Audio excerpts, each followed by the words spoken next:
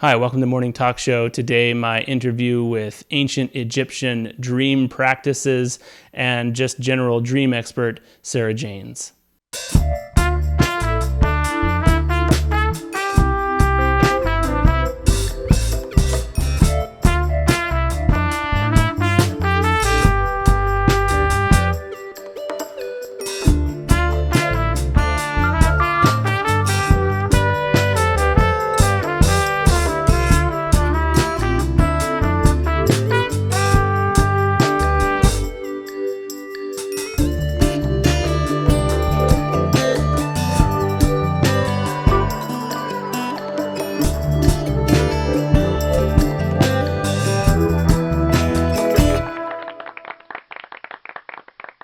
Hi, welcome to the show. My conversation with Sarah Janes today was very enjoyable. Sarah is an expert in the ancient Egyptian dream practices and dream temples of ancient Egypt.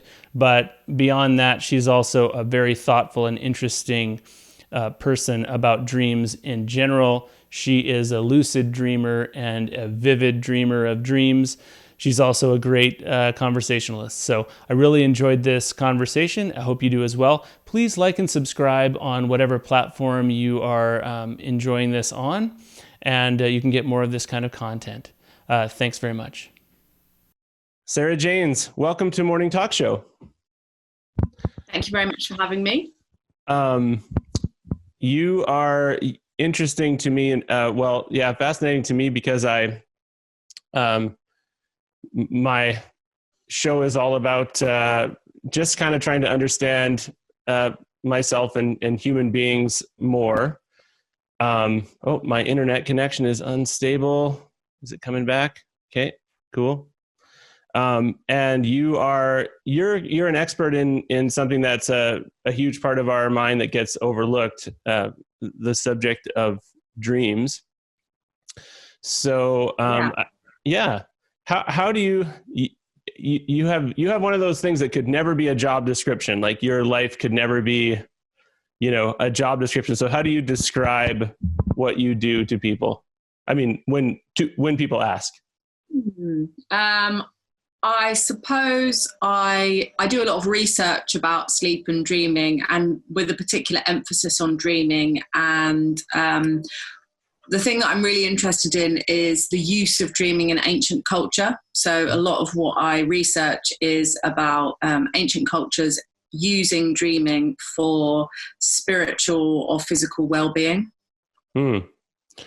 So but I get the sense from all that I've seen that you're studying this not just as an academic exercise, that this is something you feel is very important for people now. Am I right in thinking that it's not just anthropological significance? I do run quite a lot of lucid dream workshops and dream workshops, and I think sleep is something that's really important at the moment, and especially with what's happening with coronavirus. A lot of people are contacting me saying they're having a lot of anxiety dreams, or that a lot of their fears, worries and stresses are being suppressed during the day and emerging in these like COVID-19 and especially anxiety type nightmares. Yeah. Wow. Which makes perfect sense that things would happen that way, I guess, because COVID-19 is for many people, it's kind of such an unseen outside the walls kind of enemy, and so it's sort of outside the walls of their own subconscious. And also bombarded with information about it at the moment. So when you do sleep and you dream about it, it tends to kind of manifest in trying to make sense of the situation, I think, or representing COVID-19 in emotional situations, which is quite interesting. So seeing the COVID-19 anxiety represented by people that you're in relationships with, or anxiety causing situations. Man, that is so interesting. And you must kind of become a bit of an armchair psychologist after having heard so many people's dreams and kind of interpretations of so many people's dreams. Do you find that, like, do you actually like counsel people, or people just talk to you kind of anecdotally? Yeah, anecdotally, really. I don't do much in terms of dream interpretation. I always think that the best person to interpret their dream is the dreamer. But that's another issue that comes up, because a lot of people are unfamiliar with their dream terrain.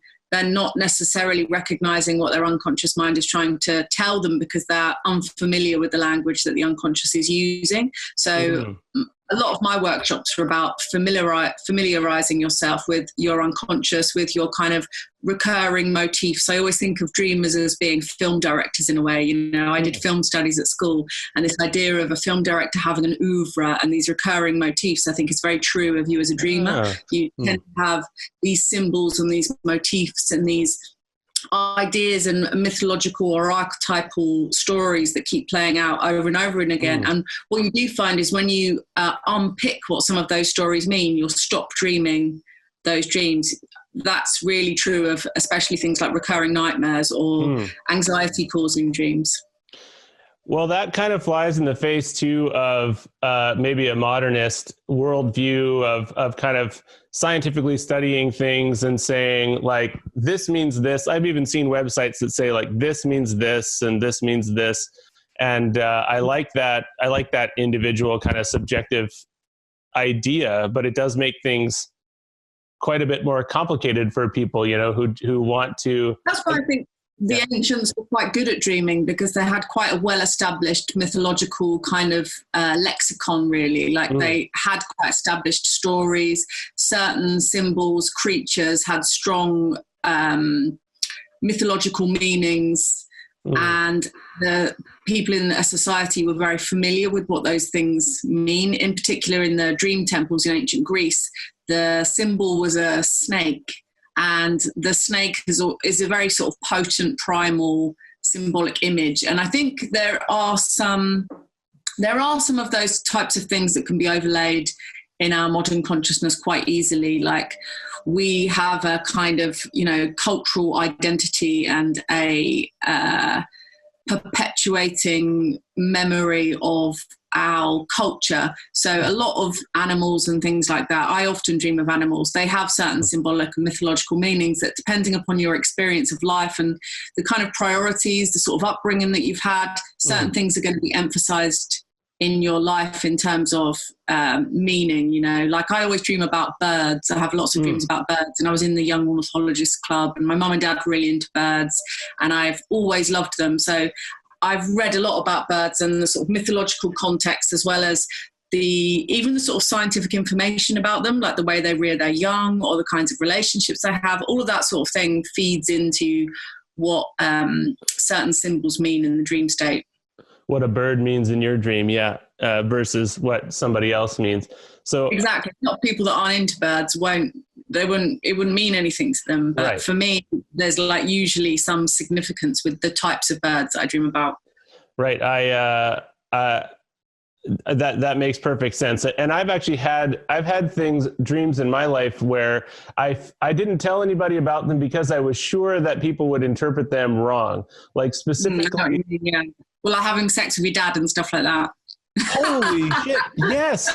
No, that's not a joke. Like, I won't get into it, but it was like, I've had several throughout my life, a recurring sexual motif of, or genre of dreams, I guess, in my oeuvre.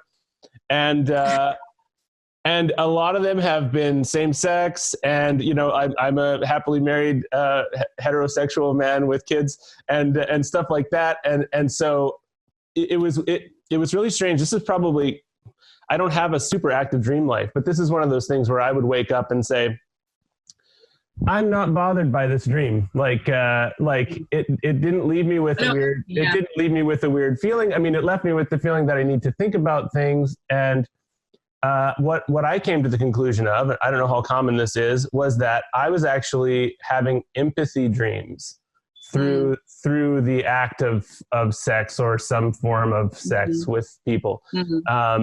And I realized that the the dreams I was having about people were specifically about people that I felt I didn't understand well and wasn't helping in their lives the way that the way that I should, or the way that I felt I should. So that was kind of, that is so funny that you say sex with your dad. I think that it's, I guess people are constantly sharing their innermost thoughts these days, but you see things like social media and there's a real filter over it, really. Right. I always think, if you're familiar with your dream life, the weirdest, most perverse stuff happens, and it's what goes on in most people's unconscious minds, really. And you look at things like ancient stories in Egypt and things like that, and there's a massive element of sexuality and I suppose sexual emphasis on quite a lot of the creation myths and on the battle scenes. There's a lot of sex being an aspect of dominance or empathy or sort of intellectual, spiritual, emotional intimacy. So I think that because we're now in this culture of like sharing our supposed innermost thoughts when we're never really. And actually the ancients, when you start reading ancient Egyptian mythology, there's some really like pretty graphic stuff in there. Amazing. So I fully agree, or fully kind of relate to the frustration of it feeling. Yeah, it does feel like supposedly it's this very, you can go on Facebook and get the impression that it's a very vulnerable place, or that, that it's like people reaching out in times of stress. But it does feel very curated in a way, in a way that the subconscious is completely uncurated, right? And the dream state is probably our most visceral connection to the subconscious. In terms of, I had a thought about the sex thing. Like, I guess, sex has always been a massive kind of human motivator or human drive. And it does feel kind of like this, almost this other being sometimes in us, but it's also about connection. And like, a connection in a very kind of mystical, mysterious way. And I've heard you say that that in the ancient times there was less individual identity, individuated identity in people. Less ego, I think. Less ego, yeah. I think I'm interested in the psychologist Julian Jaynes and his ideas about the bicameral mind, and whether or not you agree with Julian Jaynes, because his theories are, a little bit out of date now. And most neuroscientists I know certainly think it's not true, but it would make sense to me that, our consciousness has evolved as a species along the lines of what we've been doing culturally and habitually, and in our tasks and actions and our requirements culturally and socially. Human beings used to spend time in total darkness. They didn't have artificial light.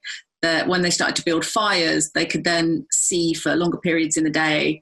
And our consciousness changes radically, and our experience of reality changes radically according to what activities we're doing and what our priorities are, and whether we're settled or nomadic, or we're hunter-gatherers or farmers. And I was just reading the other day about various mental health conditions that parallel certain developments in civilization or invention. So, for example, there was a condition where people believed they were made of glass when glass was invented for the first time. And it was such an amazing, miraculous thing that people saw this and they thought it was a kind of form of magic and started to believe themselves made of glass. And as people became familiar with the experience and seeing glass, they familiarized themselves with it, and that symptom or that experience seems to have dissipated. That's very interesting. Wow. So when people in the ancient, sorry, several thoughts. Wow, this is so cool. How do you define the term ego? You said we don't have ego as much. I think that it's the sort of sense of self, really, like of being an individual not connected to other human beings. Like that we've become increasingly ego driven, and a lot of that I think ties into our concepts of time. And I believe ancient people had a more cyclical experience of time, and based their experiences and their life cycle much more closely fitting into nature, seeing the sort of cycle of life, death, disintegration and rebirth, and also looking at... Oops. Okay, sorry, it froze up there for a second. Let's see if we get you back. Oops. Sorry. Oh dear. Oh, sorry. Okay, I can hear you again. I'm not sure what's going on. Sorry about that. Cycles. You were talking about cycles of death and rebirth. Yeah, I think that human beings were perhaps more, they would have been more familiar with death as an experience in their daily life, but also they had a closer relationship to nature. So they saw that, the cycles that nature experiences of life, death, disintegration and regeneration. They saw that as being their human experience as well. So I think that's where all these regenerative, Osiris rising from the dead, these kind of myths start, with this idea of observing nature and then putting a kind of human face on it. And so it would seem you're kind of implying or saying that certain technologies have actually contributed to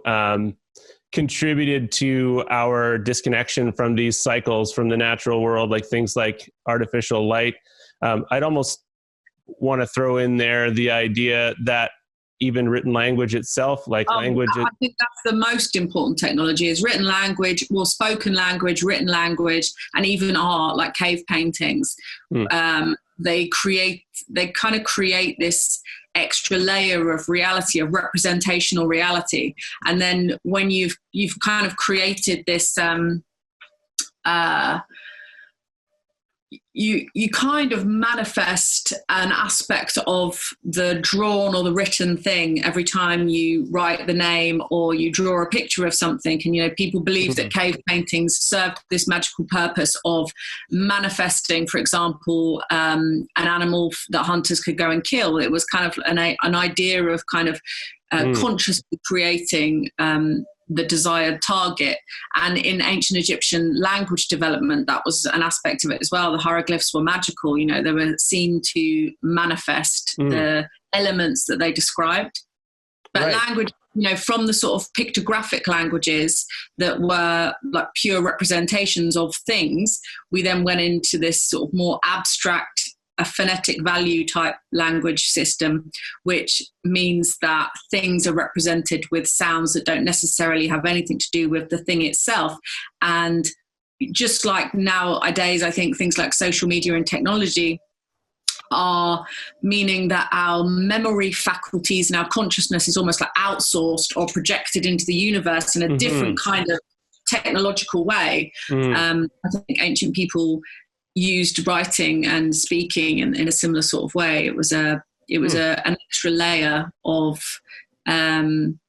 cultural development that I suppose led to the brain working in a particular way, and therefore our interpretation of reality could be perceived to be slightly different. Because I think if you're thinking of things in terms of what they're called and calling things the thing, the name that you've chosen to give it makes life much more complex.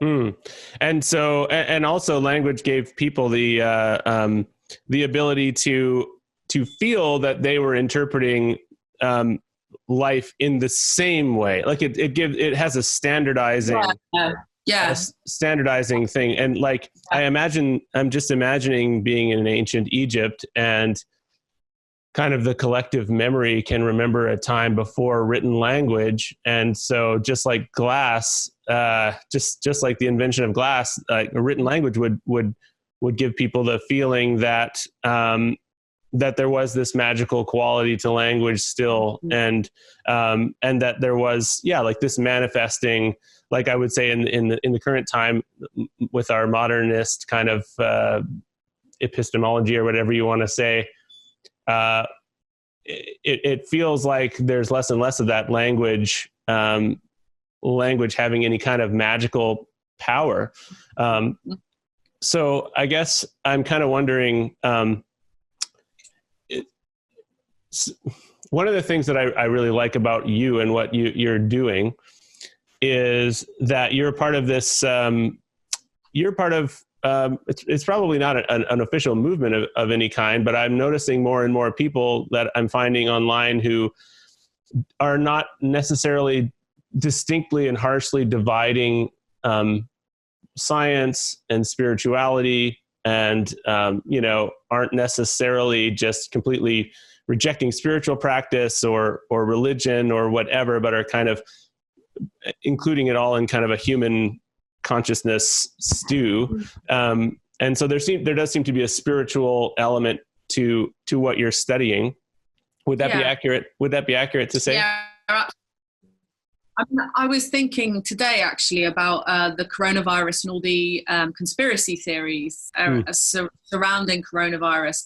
And I think they really stem from the fact that the powers that be do not operate a kind of joined up long-term thinking in general. So it looks like a conspiracy afterwards, because all of these actions have terrible consequences, because we're no longer thinking in terms of the interconnectedness of everything and the relationships of ourselves to the natural world, which we need to look at in order to run a kind of healthy and holistic society. So I think things like that can end up looking like it's all part of a plot and a plan. But I think in general, the modern way of looking at things is very reductionist to its detriment, Even physical suffering and death are kind of portrayed as being these external things, these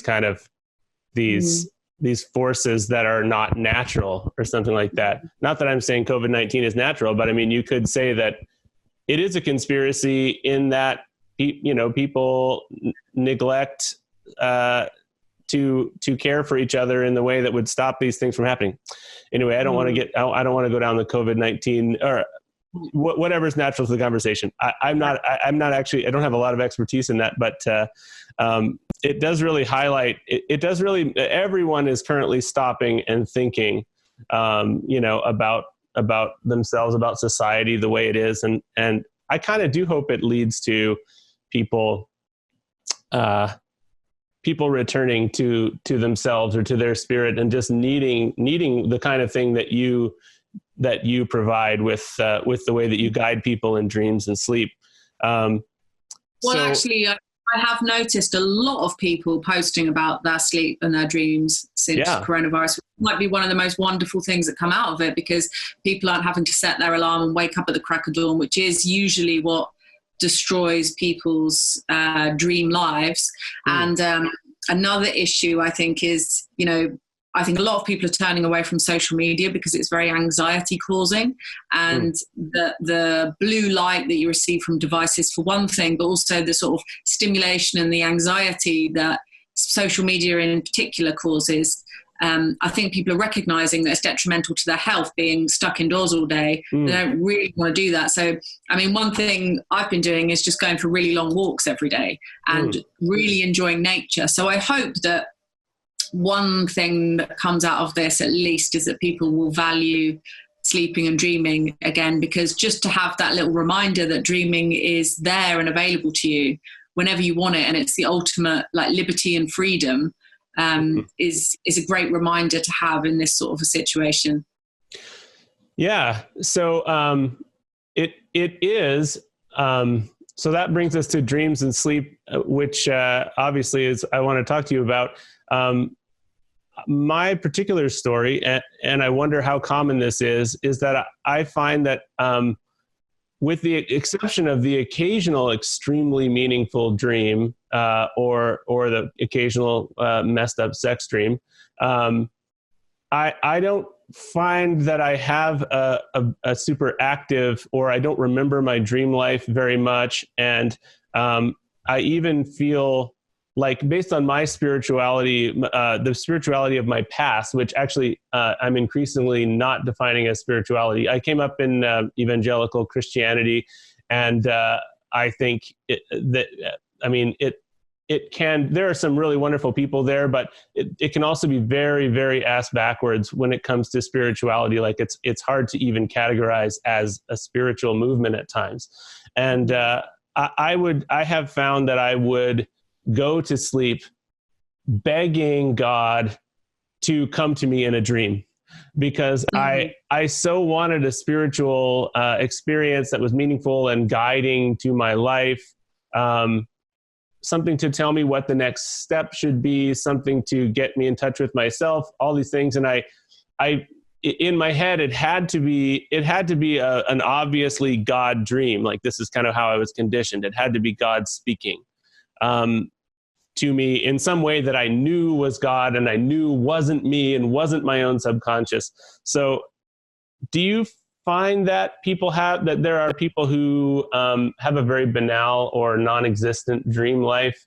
Do you talk to people like that often? Yeah, lots of people come to my workshops that have really boring dreams, dreams that they're at work all day and have done like a whole day of work in their dream, which is very depressing. And then there's a lot of anxiety dreams as well. And then more people than ever saying they don't remember anything about their dreams at all. Oh, so that's on the rise. Amazing dreams when I was a kid and just nothing now. You're finding the number of those people, it seems to be increasing? Yeah. Interesting. And I think that's part of it. Kind of runs parallel with this reigniting interest in psychedelics as well, because I think often as kids they've had great dreams, but they've lost that ability, and so they get into psychedelics because psychedelics offer a real kind of waking dream experience often, I think. And if you don't have easy access to dreaming, it takes some boring stuff sometimes to get really good at dreaming. And it's easier in a way to open that door with psychedelics. And I think as well, I've not taken psychedelics, but from my friends that take psychedelics a lot, and I've had a lot of lecturers about psychedelics at my club, I think sometimes it can be like that door opening experience whereby you just remember how to do it again, potentially with lucid dreaming. So people who take psychedelics sometimes experience a regrowth of their childhood dreaming, even when they're not taking the psychedelics? Yeah, I think it's just, you often find that with lucid dreaming. If you hadn't had a lucid dream for ages, and then you have one, just having one and it being like, wow, I've had a lucid dream again, makes you more likely to have more following on from that. Interesting. But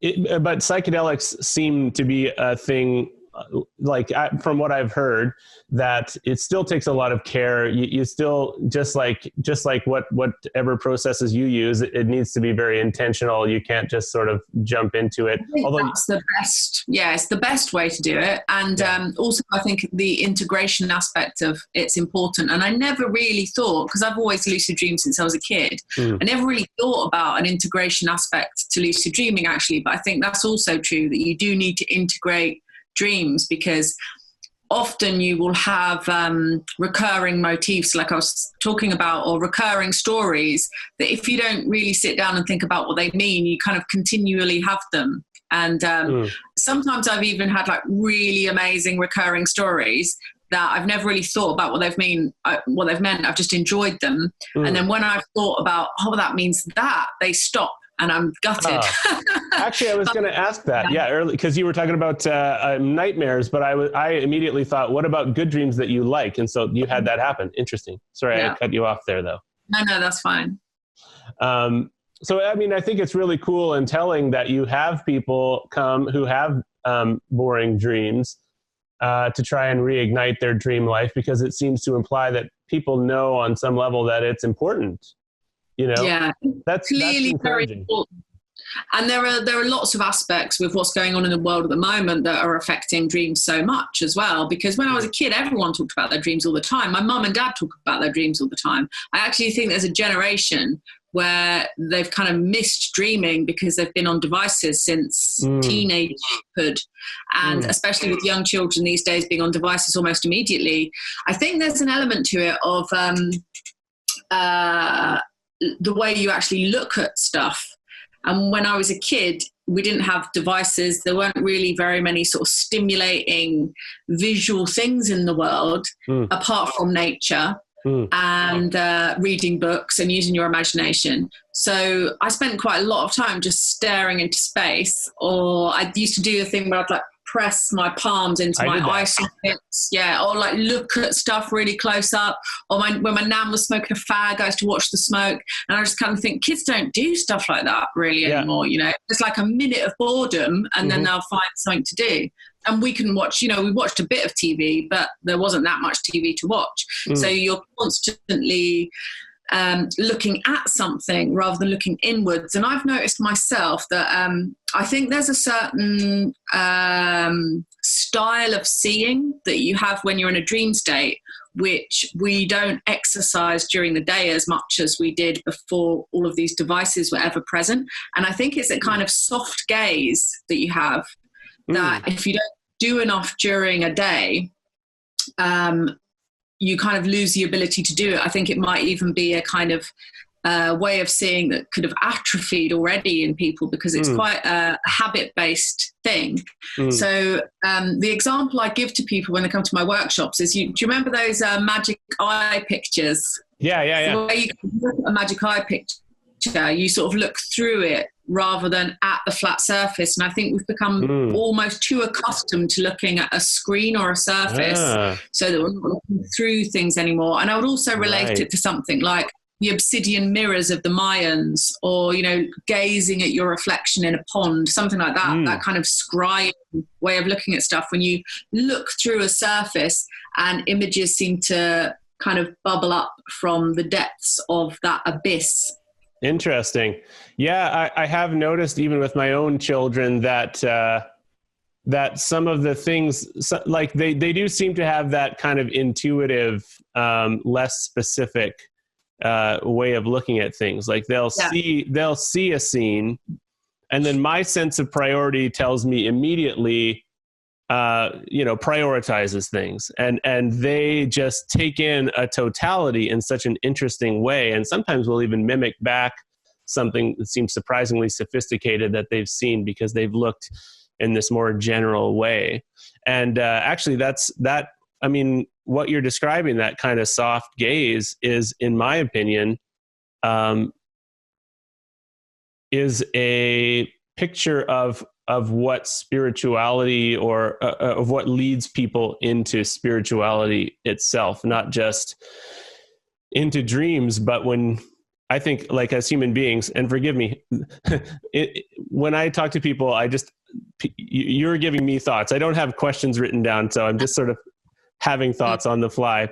But I feel like we're abstracting creatures where there's almost nothing we might see as a repeating pattern that our brain doesn't in some way abstract up or abstract down to larger degrees, larger levels of resolution. And it tends to go that way. I mean, we do think down into the smallness, and we think up into the bigness. But I think that's where these gods and spirits come from, is that you see in life and in people repeated themes that no one is perfectly embodying. No one is living, permanently in that space, but you catch little glimpses of it. And then in your mind, you've created these larger motifs that extend up all the way to God or whatever. Does that? Well, we're missing those kind of mythological archetypes in our world nowadays, unless we're a strict follower of a spiritual dogma of some sort where there are those archetypes and you believe in them.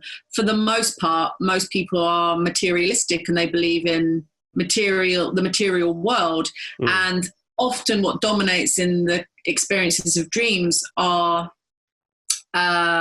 symbolic things and mythological things, and the dreams tell stories in really interesting ways, and they use everything that's at its disposal. It's really an amazing thing, and I think language plays a huge part in dreaming, actually, because language is a tool, and dreaming tends to express itself in symbols, but often those symbols are attached to a language value, and that language value plays back into what the meaning is, perhaps even more so than the symbol itself.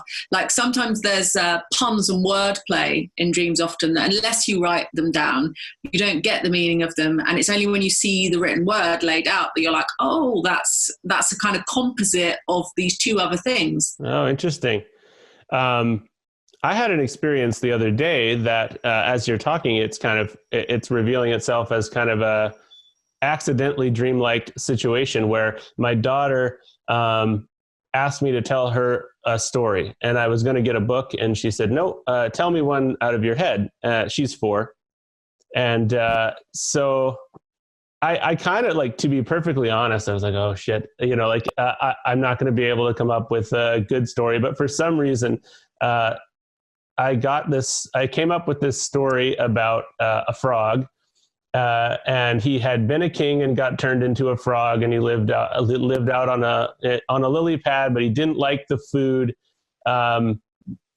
He didn't like the food. He didn't like the taste of flies. He wanted food again from his old table. So he went back into his castle and snuck around and got onto a plate and was underneath one of those silver dome things. Anyway, I told this story, and it was actually a pretty good story. She liked it. And it wasn't until, so the next day she said, tell me a story again. And I was like, all right. So I started to do something totally different. She was like, no, tell the frog story again.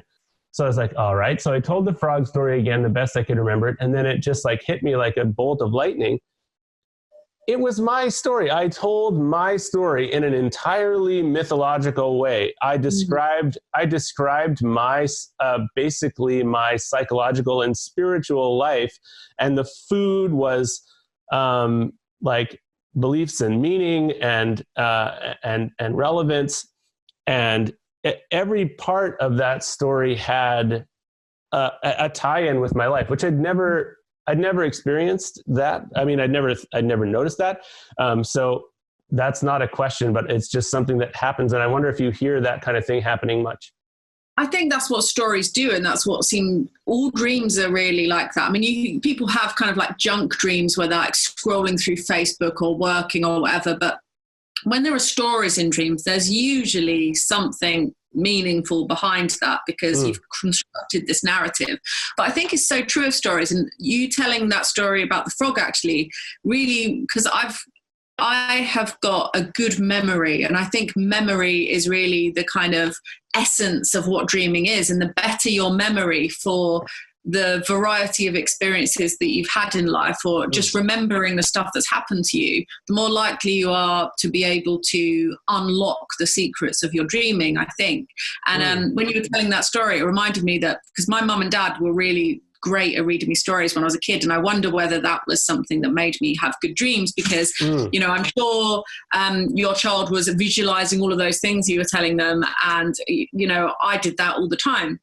And one of the stories that my dad used to tell me, and I don't think he read as much to me as my mum, was The Frog Prince. And I remember so many details from that book, where there were certain things in it. And like you say about the way kids remember the details and they don't necessarily focus in on stuff. The thing that I focused in on, or the thing that I really liked about the Frog Prince, was the golden ball that the princess was playing with. I was always like fascinated that she had a gold ball. I thought that was amazing.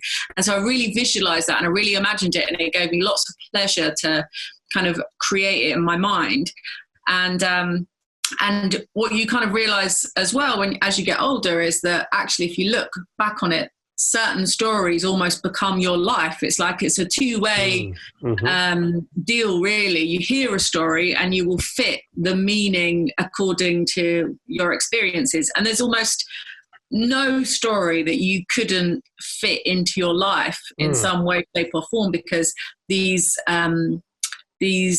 archetypes and events and symbols there's kind of like everything is within everything. So you can, especially those super archetypal symbolic stories, they fit almost any situation. And so they're really useful. They're like the skeleton of reality. You know, you can kind of build your human model over the top of the skeleton of any story. And, you know, you take the Frog Prince, you can talk about your life according to the Frog Prince, or you could, you know, you can take anything really. And that can become your story, and you choose what narrative you want really. And I think when I was a kid, I loved Alice in Wonderland, and Alice in Wonderland, it was like, I think that is when I got so into dreams, because it was all about dreams. And so many of my dreams will be related to Alice in Wonderland even now. So I think I laid down the foundation when I was very young of my sort of taste, and my aesthetic was laid down at a very early age, that even now I can see that aesthetically I can tell, like, my dreams have a certain aesthetic, and I would know them if I watched them on a TV program. Right. And then every now and again, I mean, it's something I talk about sometimes at workshops, is like dream telepathy, or like when you share a bed with a partner, sometimes your dreams have a totally different quality, because there is something about sharing space and the influence of somebody else's consciousness in your sphere. Like, you're picking up on it, sensory information is coming into you all the time. You're hearing them snore, or they're moving around, or they're making you hot, and all of those things. And you're aware to some degree that there's somebody else there, and it affects the things that you dream about. Yeah, that's interesting. And that makes perfect sense to me. I never thought of it, but I'm so, like, I'm a very social person, and I'm very affected by the presence of other people. In fact, one of my struggles when I was younger was feeling dishonest because I became such a different person around different people. I was kind of activated by the energy that they would give me. Or if I was alone all day, I would literally feel like I was no one. So I mean, that makes sense. And we're so connected. I kind of like how the picture that you're painting here is blurring or crossing lines between waking life, dreaming life, memory, like it, and other people. And it's kind of, it does kind of have, I feel kind of your worldview, or whatever you want to call it, has kind of a unifying effect, where I think what's missing in our understanding of dreams now is the memory dimension of dreams. Even scientifically, I think there's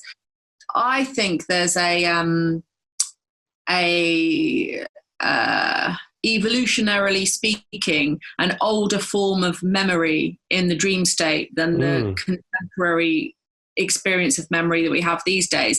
And when we're dreaming, we tap into that somehow. And, I have dreams quite often where I'm in the dream state. And that's the thing with being lucid, is you remember that you're you, and you like wake up in your dream, and it's about remembering who you are and where you are, and being like fully present in that moment. And that's why it feels so amazing. And, one of the reasons why I thought lucid dreaming was so important when I was a kid was because I thought that I could transcend death, and I would know where I was going to be reborn.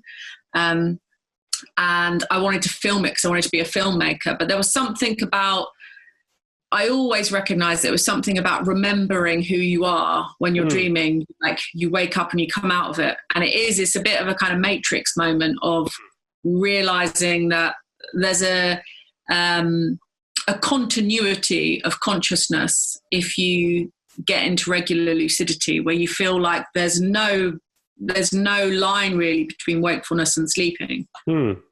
Well, what's so interesting about what you're saying is, there's many things that are interesting about what you're saying, but what comes to my mind right now is that, on the one hand, with the ancient culture you were talking about there being far less ego, far less individuated self in conscious life.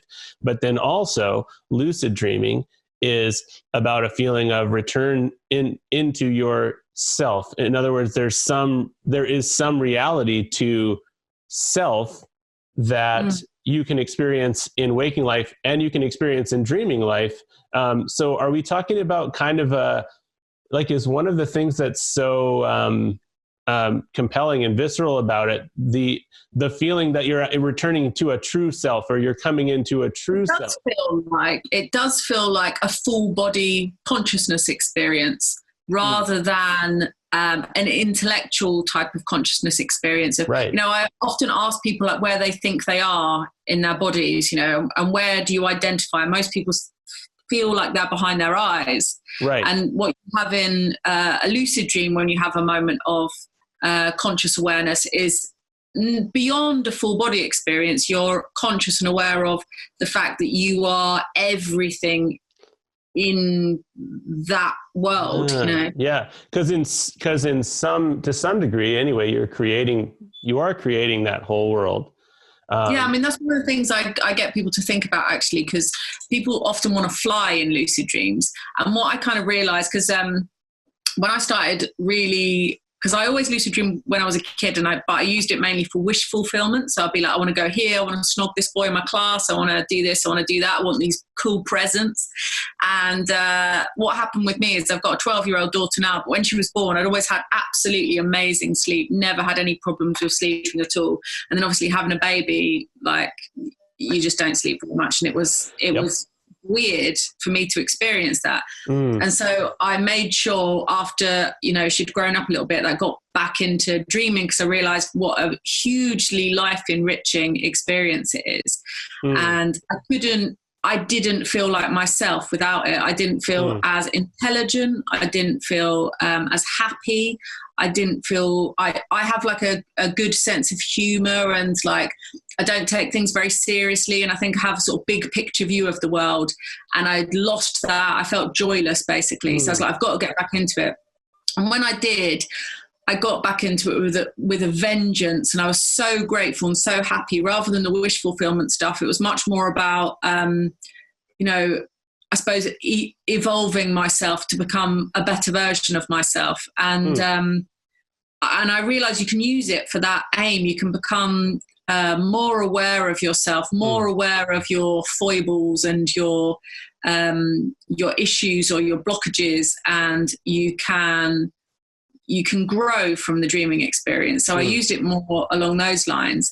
And what I also started to do, though, was when I was in the lucid state, was just observe the lucid state and work out what it looked like, because you have like crystal clear vision in lucidity, where you can also see like close up and far away at the same time. It's like almost like an omnipotent experience.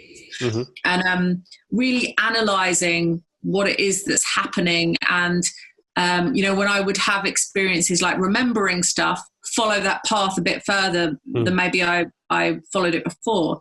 So you get to a point where you feel like you could almost be overwhelmed with how wide open your mind is to the limitless amount of information that seems to come in.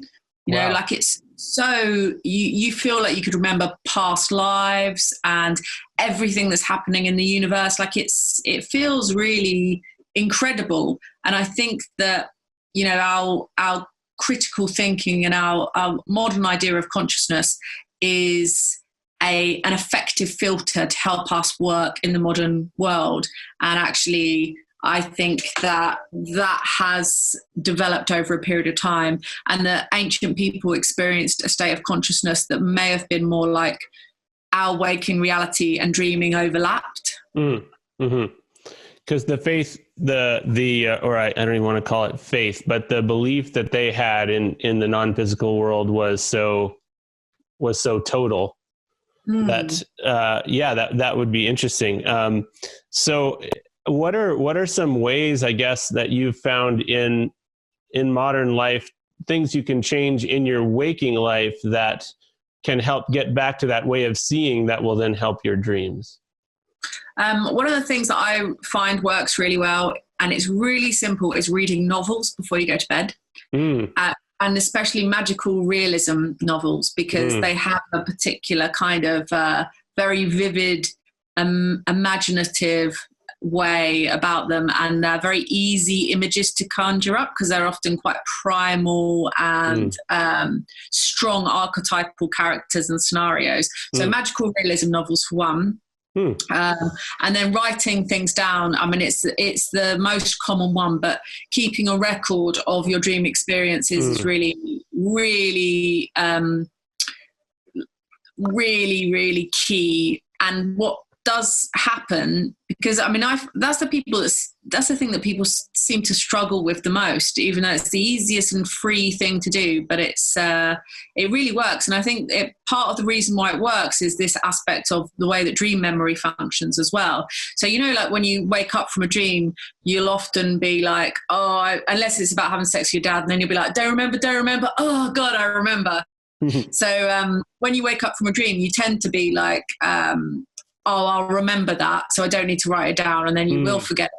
Or, what I often do is write things down while it's still dark and not really moving very much, and then I work backwards from the last thing I remember, and then it's like everything else fills in. It's a very different memory process to our waking memory function. So writing things down, when you do that, you also go through this process of remembering everything that's happened, and almost in that process you commit the dream experience to your conscious memory as well. So it's this double process. And then what I find happens is the more you write things down, the more imaginative material you have, and then that generates more dream content. So it really works and is really effective.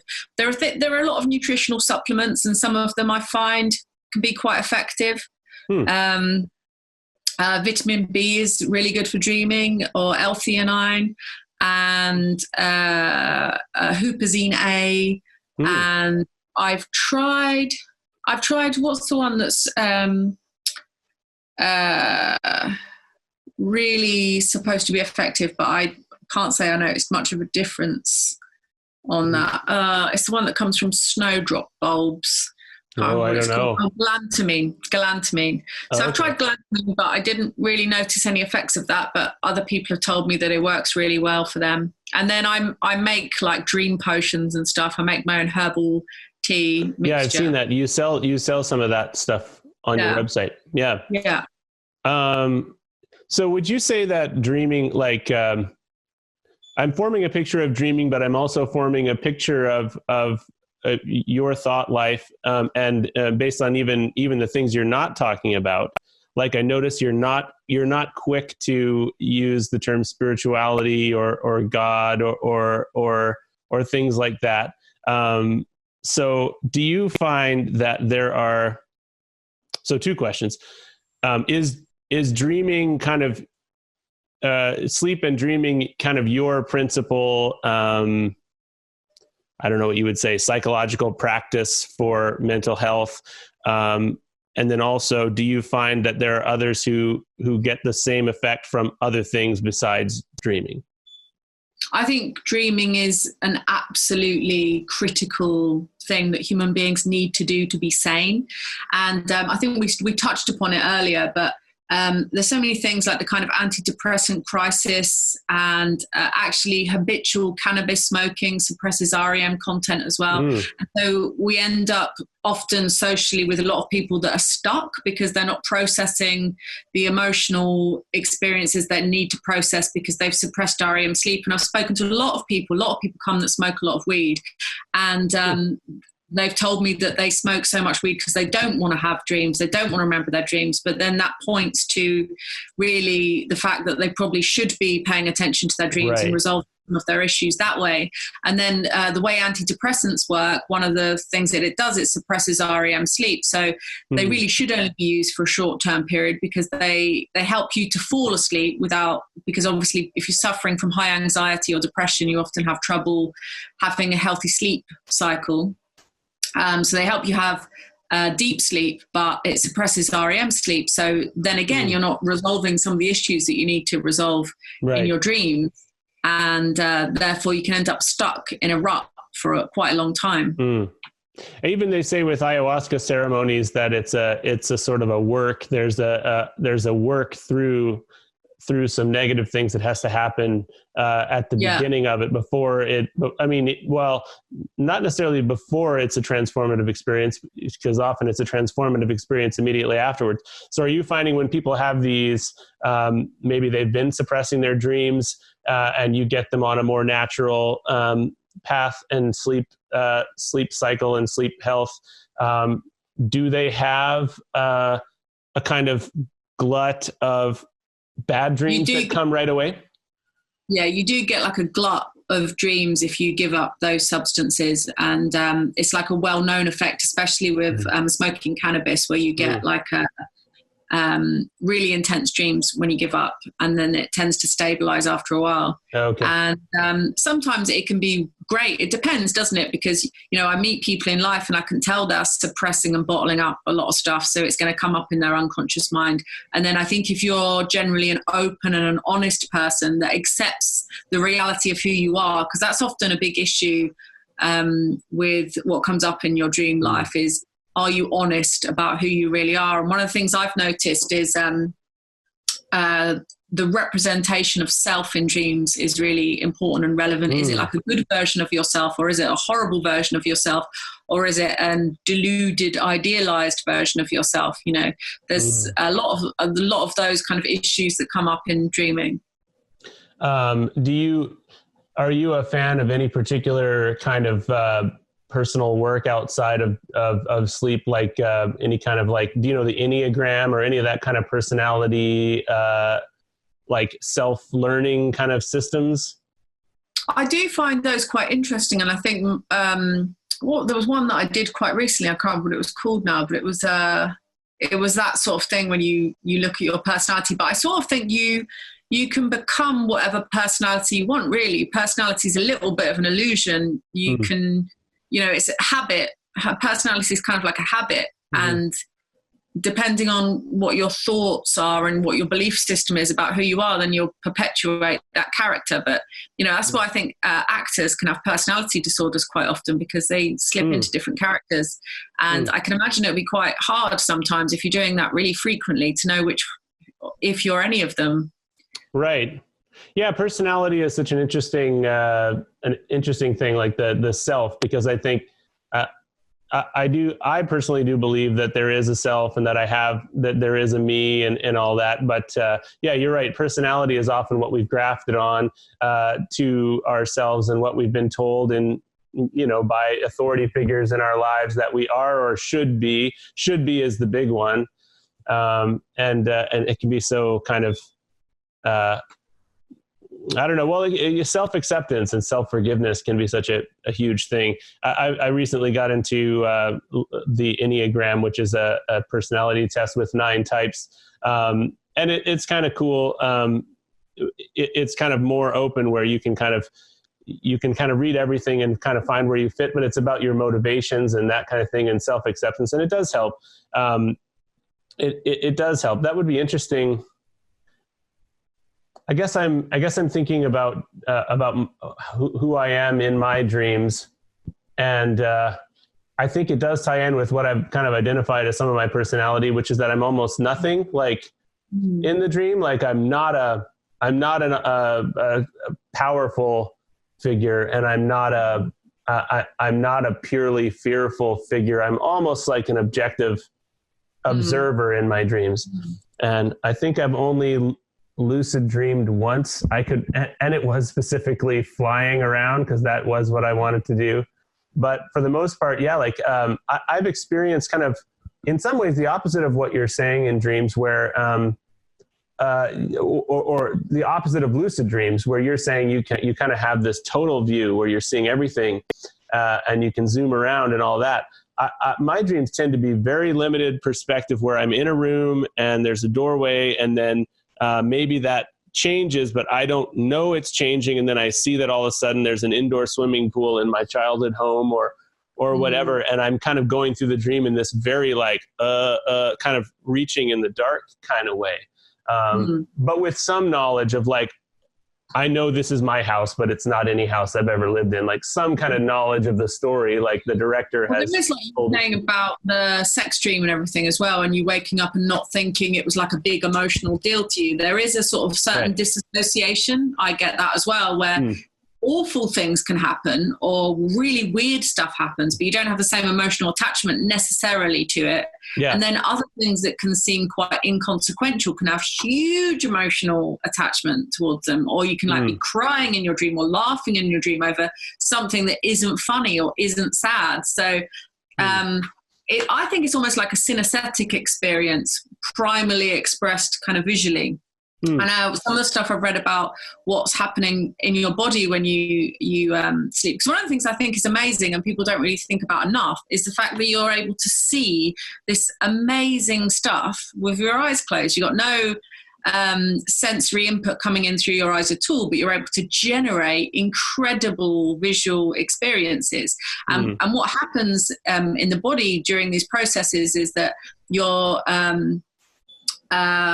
the visual generating aspects of your brain, or the visual part of your brain, is using sensory input and interpreting it in visual content. So that's why you'll have dreams that may relate to physical aspects of your body, because you're creating visual representations which may not be accurate. They may not look like the parts of your body, but they relate somehow symbolically. Like some of the ancient Greek philosophers believed that you could find out about the state of a human body depending on the geographic landscape that was in the dream or the...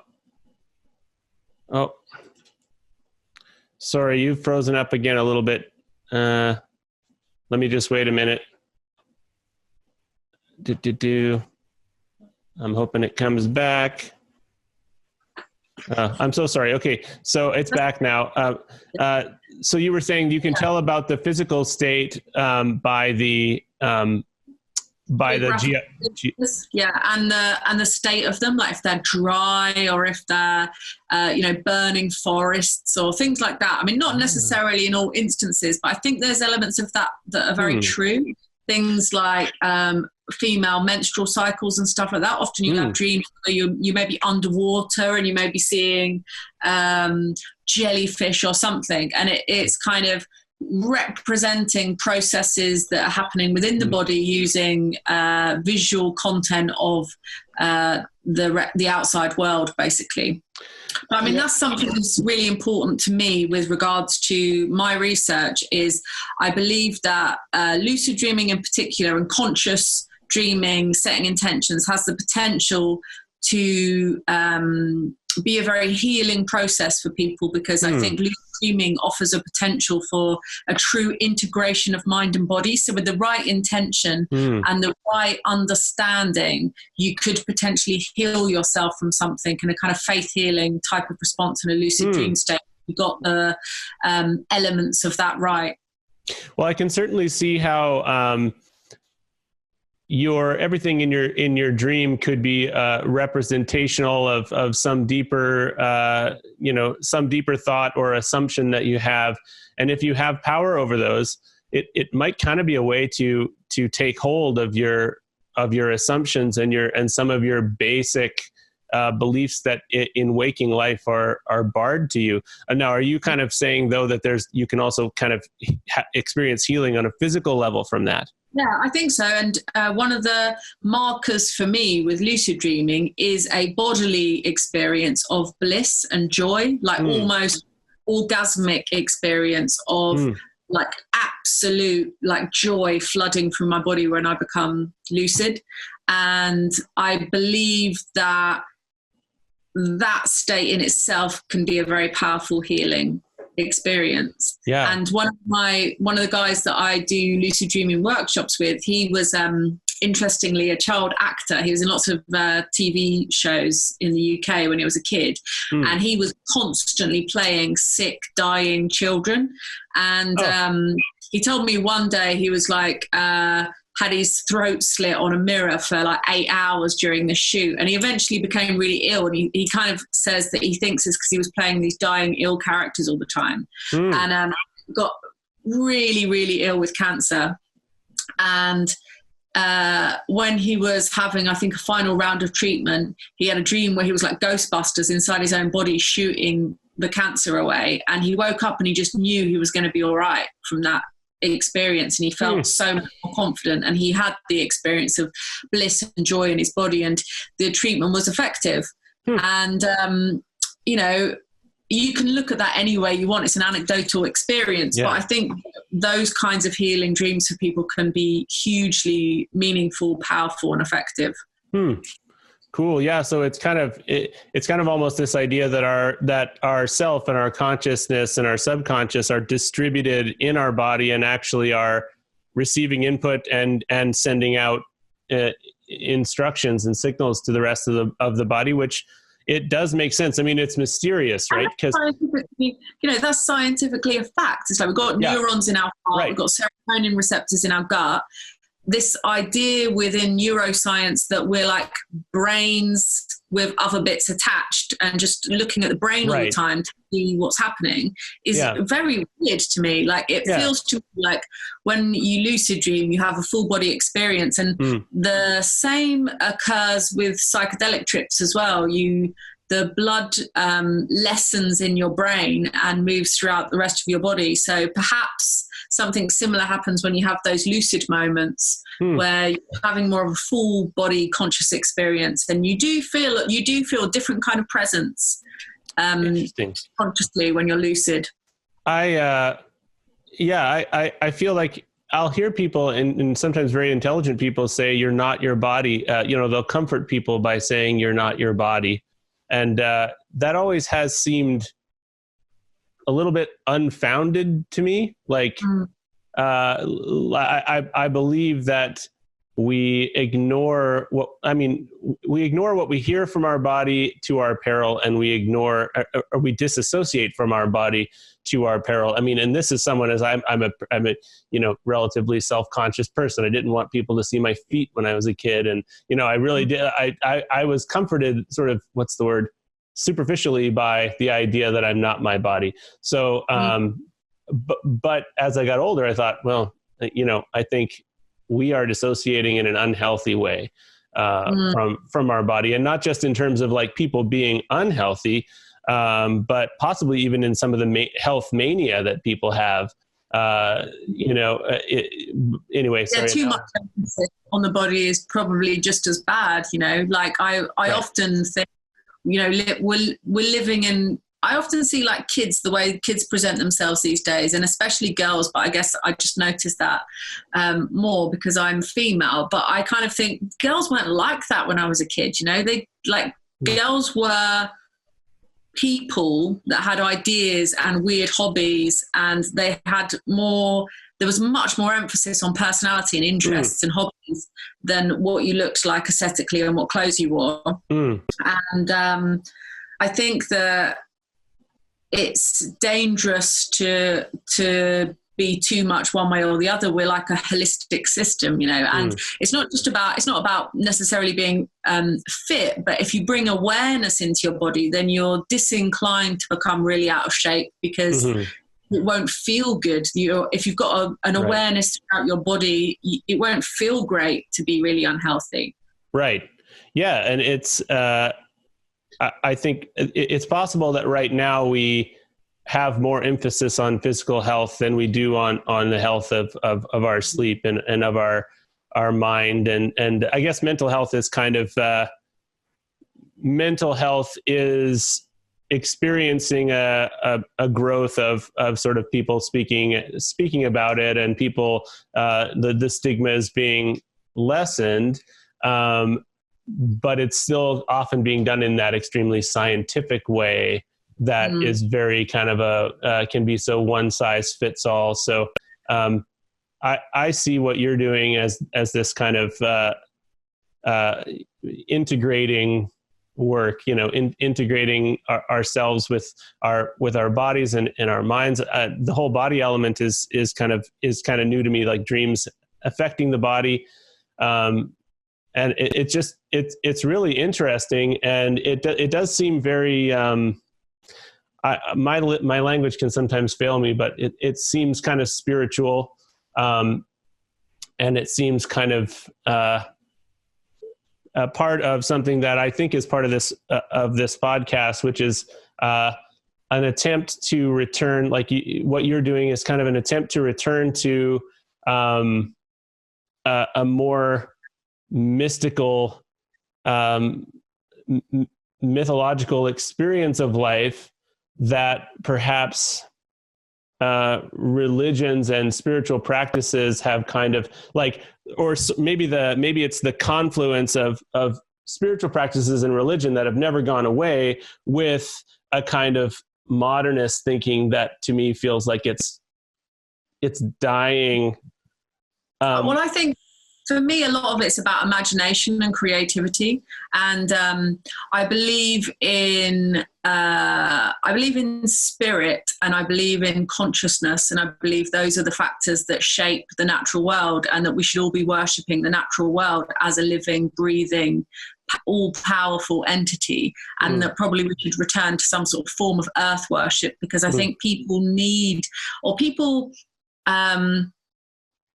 people respond to having something physical and tangible and spiritual to adore and worship and serve. I think that there's a usefulness in that, and that the early forms of religion that were about earth worship make a lot of sense, like valuing this planet that we live on and mythologizing it.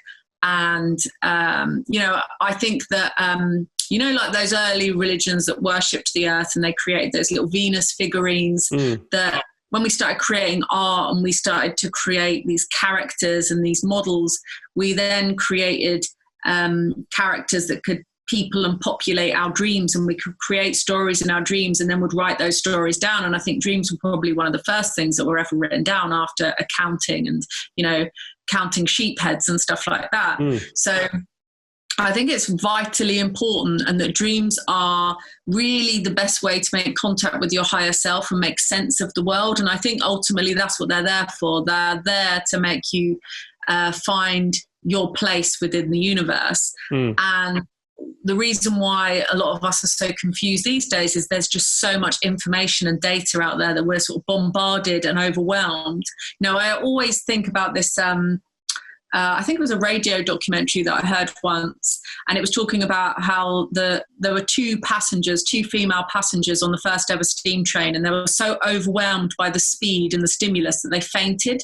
And you think, we're still those human beings that fainted on a steam train, because we haven't really caught up physically with the kind of technological advancements that have, like a steam train, gone off 1,000 miles an hour. Like, the technology has advanced enormously, and the human body hasn't changed that much and isn't that well adapted to technology. So I think we're massively overstimulated as a species, and we should probably spend more time reflecting, being quiet, using our imagination, and cultivating a rich inner life, and looking at our dreams.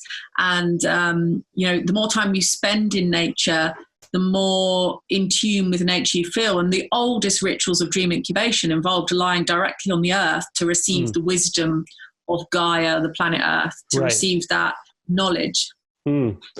Well, that's beautiful. And it does kind of, it does kind of return, or it makes a feeling that I've had is that we are, a part of nature. I think that's clear. And that there is, like, since human beings and civilizations became more and more powerful and maybe more and more disconnected from the earth, we are tempted to make the top.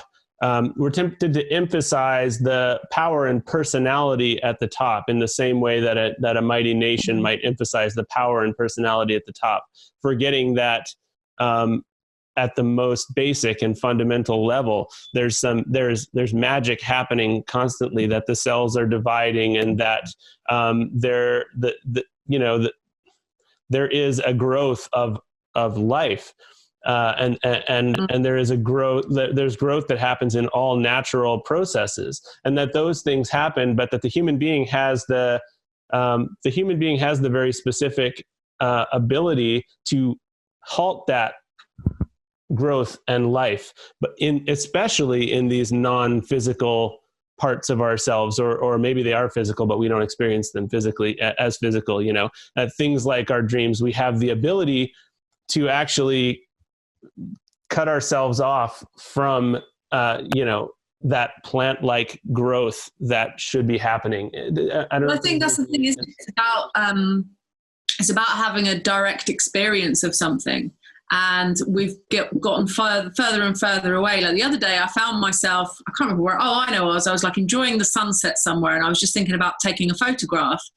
And people think so much about taking photographs of stuff, and it's become this way of almost never even seeing the thing, really engaging with the thing that you're supposed to be experiencing.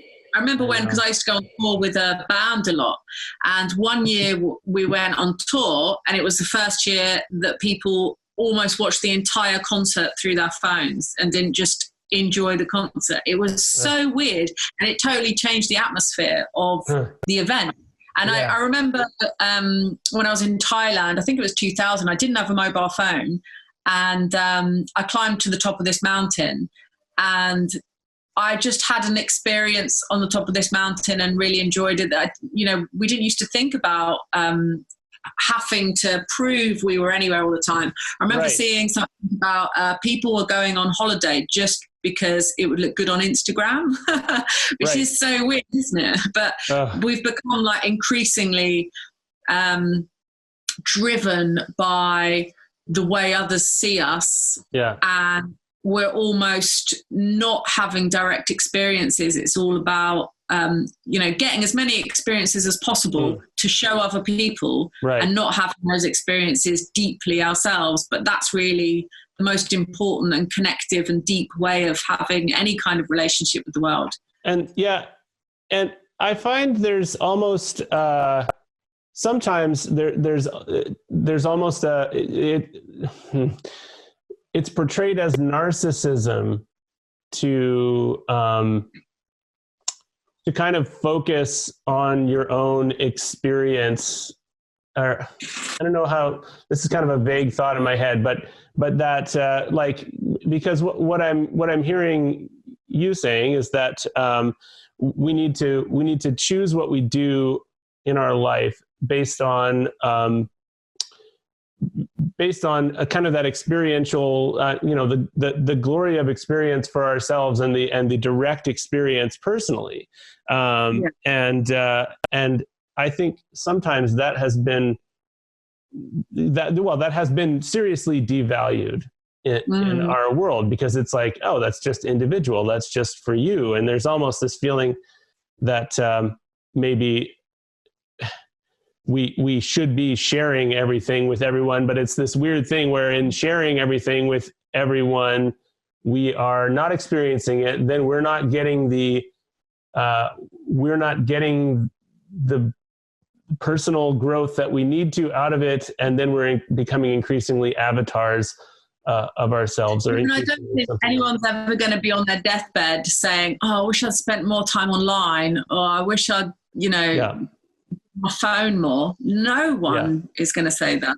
So I think, but it's absolutely addictive. It's more addictive than almost anything. So I think it's an important thing to become aware of and spend time away from. Just yesterday, I was skateboarding with my children, and they're 7 and 4. And I'm not sure why, but Delia wanted to have a rest. And so she sat down on the ground, and then my son sat down on the ground too. And then they decided to meditate. So they were sitting in the kind of, they were mock meditating in a way, like doing the like Om pose. And they were right in the middle of the path.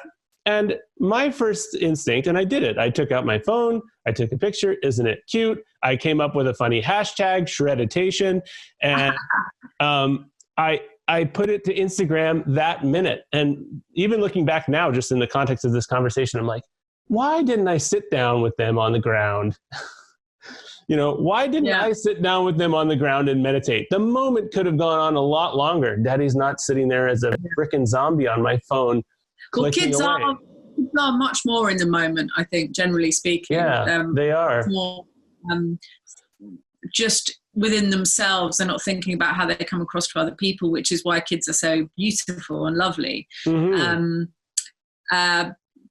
Yeah, it's interesting. I remember one of the lecturers that came to my talk was talking about this disconnect actually between parents and kids, where they're on their phones, parents are on their phones so much. And so they're not like looking at their children, bonding, really engaged in conversations. They're not, they're often called away by their phone or whatever.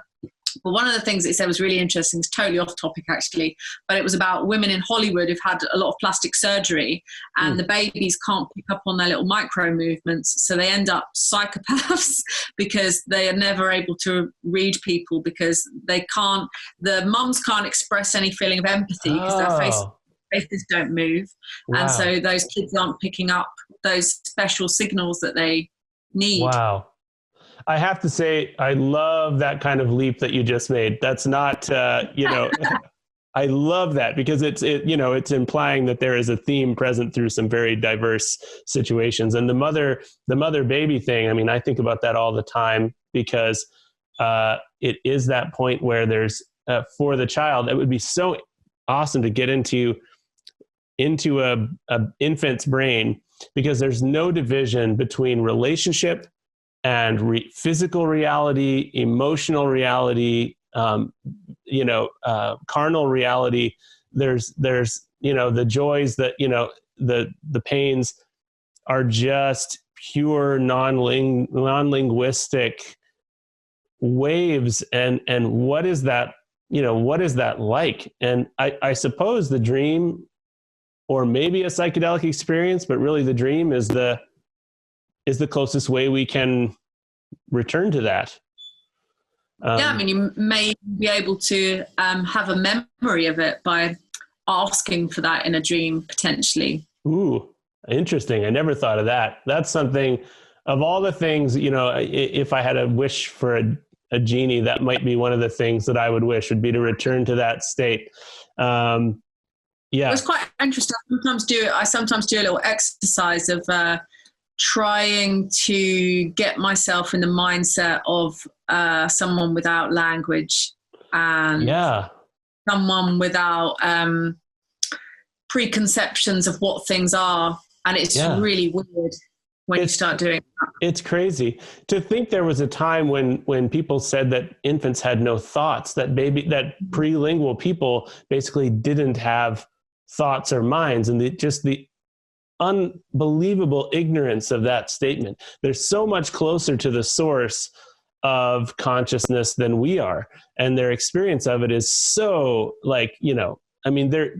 Yeah, I have to imagine myself in like all sorts of weird situations. One of the other things that I really like doing is I really like those pictures that sailors did when they went on like very early long boat journeys and came to tropical exotic shores and had no expectation of what they were going to see there. Right. And I try to get myself in that mind state sometimes of like, imagine you're seeing this for the first time and it doesn't make any sense. Or, you see the pictures that they drew of things like leopards or elephants, and that's super weird because they had just seen them.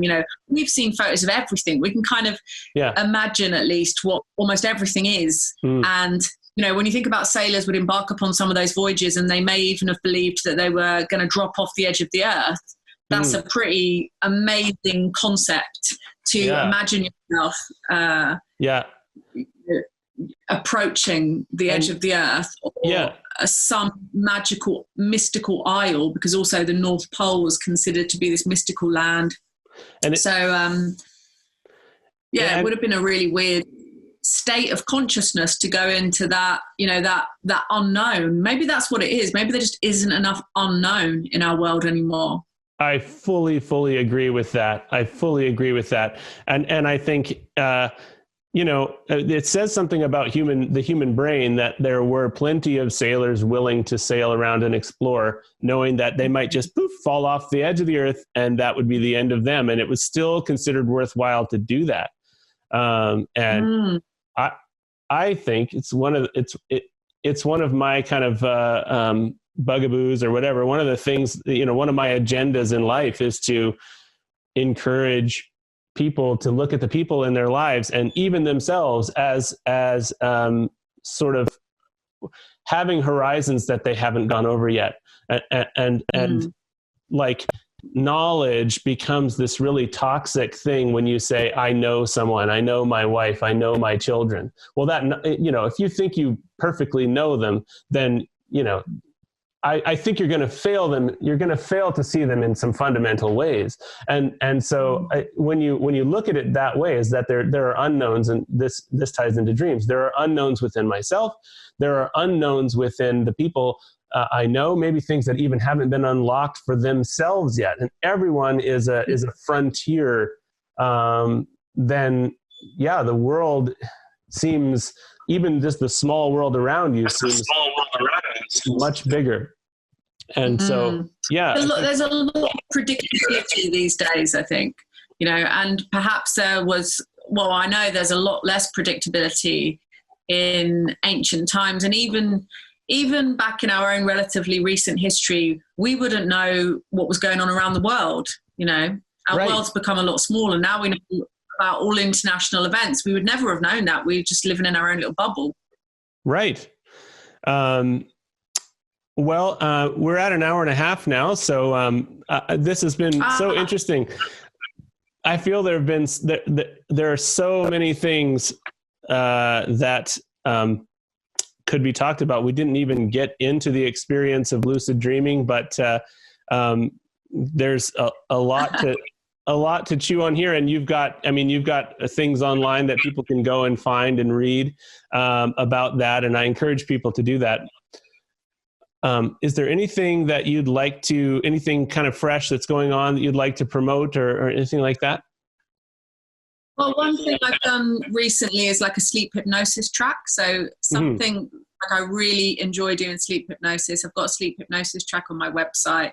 And I think sleep hypnosis actually could be a quite quick and easy way of getting into the right mindset of setting yourself up for lucid dreaming, a part of your ritual for going to sleep. And I think it's important to, have a bit of a dream ritual and have a nice space to sleep in and treat your bedroom as a ritual space where, I think that's why I got into it so much when I was a kid, because I'll be like, right, I'm going in every night. I'd just think like I was going into some other dimension, and I would have amazing dreams because of that. I really saw going to sleep as a really fun thing. And I'm always like, my daughter's 12 now, and she kind of into sleeping now and everything, but she's not that into going into dreams. And I always think that, I'm so glad that I got into dreaming when I was young, because it was massively enriching for me, and it was an incredible creative outlet.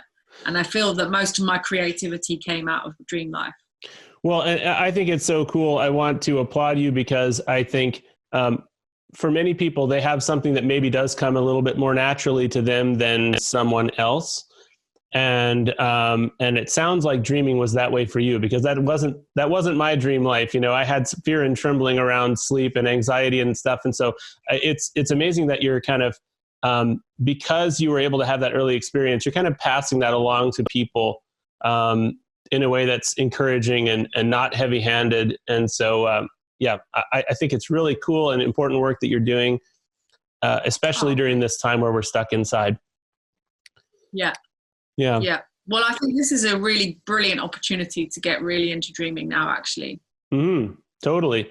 So I'll have links to your website, and themysteries.org is your website. Is there any other websites that? No, I've got all of my stuff is on themysteries.org. I have like my Etsy shop there, and I run a little lecture club down here called the Explorers Club. I'm going to start doing a few more talks online with guests coming to my show. And then I'm also doing like a little kids thing called Egyptomaniacs, which is like art and craft lockdown activities about ancient Egypt. So yeah, that's cool. That's busy. Awesome. Well, it was such a pleasure to meet you, Sarah. It was a pleasure to meet you, Aaron. And thanks for being on the show. And have a great rest of your day. You too. Thank you very much.